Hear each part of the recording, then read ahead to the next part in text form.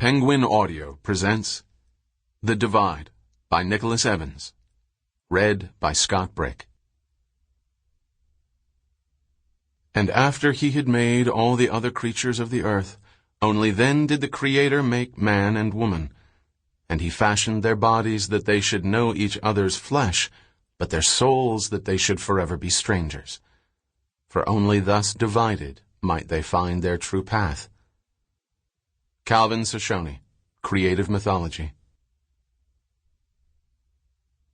Part 1. Chapter 1. They rose before dawn and stepped out beneath a moonless sky aswarm with stars. Their breath made clouds in the chill air, and their boots crunched on the congealed gravel of the motel parking lot. The old station wagon was the only car there, its roof and hood veneered with a dim refracting frost. The boy fixed their skis to the roof while his father stowed their packs, then walked around to remove the newspaper pinned by the wipers to the windshield. It was stiff with ice and crackled in his hands as he balled it. Before they climbed into the car, they lingered a moment, just stood there listening to the silence and gazing west at the mountains silhouetted by stars. The little town had yet to wake, and they drove quietly north along Main Street, past the courthouse and the gas station and the old movie theater, through pale pools of light cast by the street lamps, the car's reflection gliding across the darkened windows of the stores.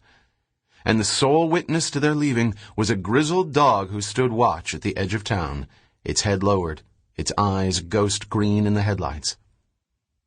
It was the last day of March, and a vestige of plowed snow lay gray along the highway's edge.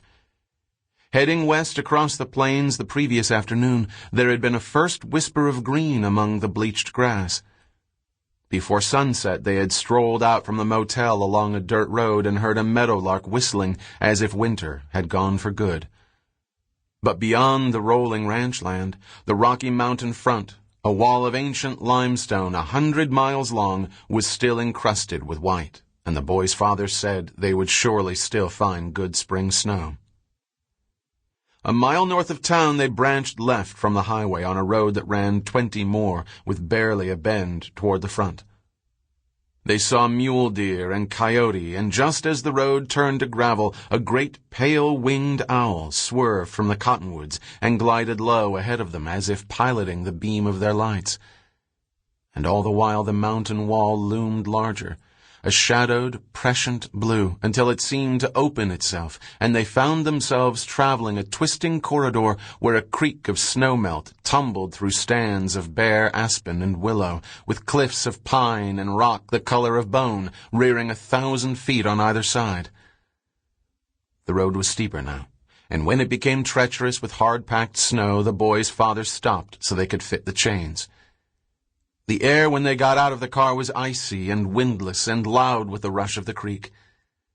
They spread the chains on the snow in front of the rear wheels, and his father climbed back into the driver's seat and inched the car forward until the boy called for him to stop. While his father knelt to fasten the chains, the boy stamped his feet and blew on his hands to warm them. "Look," he said. His father stood and did so, brushing the snow from his hands. Framed in the V of the valley walls, though far beyond, the peak of a vast, snow-covered mountain had just been set ablaze by the first reach of the sun. Even as they watched, the shadow of night began to drain from its slopes below a deepening band of pink and gold and white. They parked the car at the trailhead, and they could see from the untracked snow that no one else had been there. They sat together beneath the tailgate and put on their boots. The owner of the motel had made sandwiches for them, and they ate one apiece and drank steaming sweet coffee and watched the shadows around them slowly fill with light.